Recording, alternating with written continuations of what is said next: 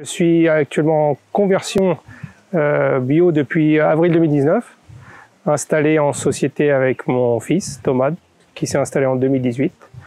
Donc un passage en bio concerté à deux, avec toujours la dominante grande culture, une diversification des cultures due justement à ce passage en bio.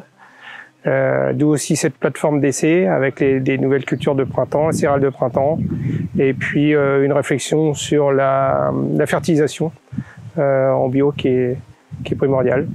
Après, au niveau des essais variétés, puisque la conversion bio va se terminer en 2021, donc on va voir un peu les variétés bio intéressantes en blé, et puis aussi sur les cultures, les céréales de printemps, voir ce qui peut se dégager aussi en variété, blé, avoine, choses comme ça.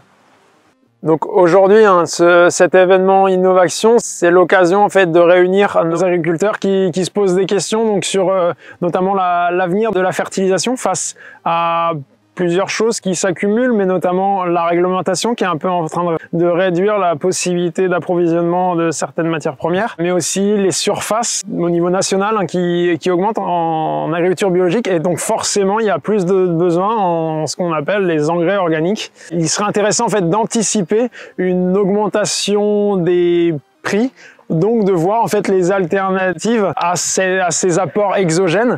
À côté de ça, on a deux essais donc sur le criblage variétal, donc de céréales toujours, un d'automne et un de printemps. Et donc on est ici, on est sur des espèces et des variétés de printemps qui vont en fait avoir l'avantage en bio. C'est pour ça qu'il y a un regain d'intérêt pour elles.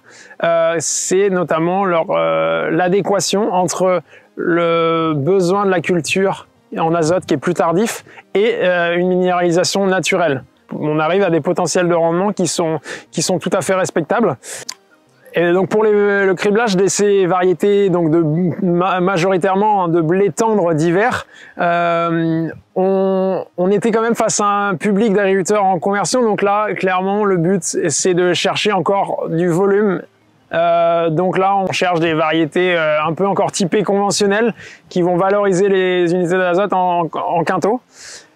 Et par contre, on a aussi, il y a aussi une belle gamme de présentées, donc de variétés historiques ou de nouveautés qui vont elles être sur des profils qualitatifs, donc panifiables, et où là l'objectif est d'aller chercher des valorisations pour la protéine via le débouché meunier.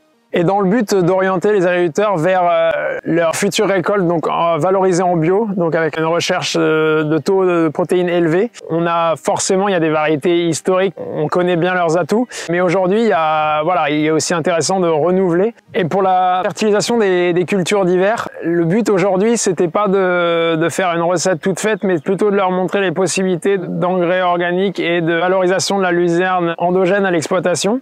Aujourd'hui, en attendant le rendement, on n'a pas de grosse distinction visuelle entre les différentes modalités.